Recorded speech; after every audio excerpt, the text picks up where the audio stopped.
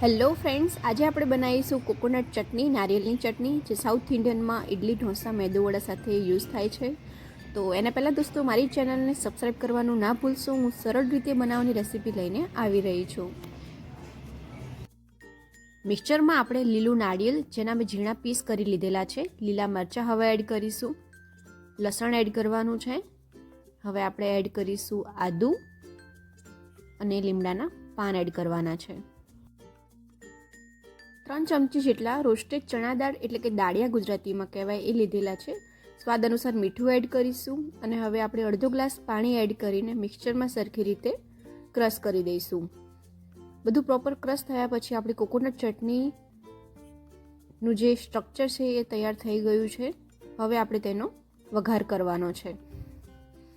વઘાર કરવા માટે મેં તેલ લીધેલું છે.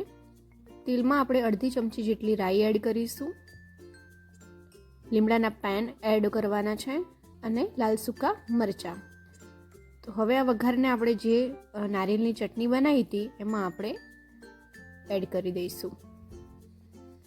કોકોનટ ચટણી બનાવવાની તો ખૂબ જ ઇઝી છે અને તમે ખૂબ જ સરળ રીતે બનાવી શકો છો. આ રીતે તો આપણી કોકોનટ ચટણી તૈયાર છે. જોયું ને દોસ્તો, એકદમ ઇઝી રીત હતી અને તમે મારી રેસીપી તમે ઘરે જરૂર ટ્રાય કરો અને મને જણાવો કોમેન્ટમાં કેવી બની છે. અને મારી ચેનલને લાઈક અને સબસ્ક્રાઈબ કરવાનું ના ભૂલશો. Thank you so much.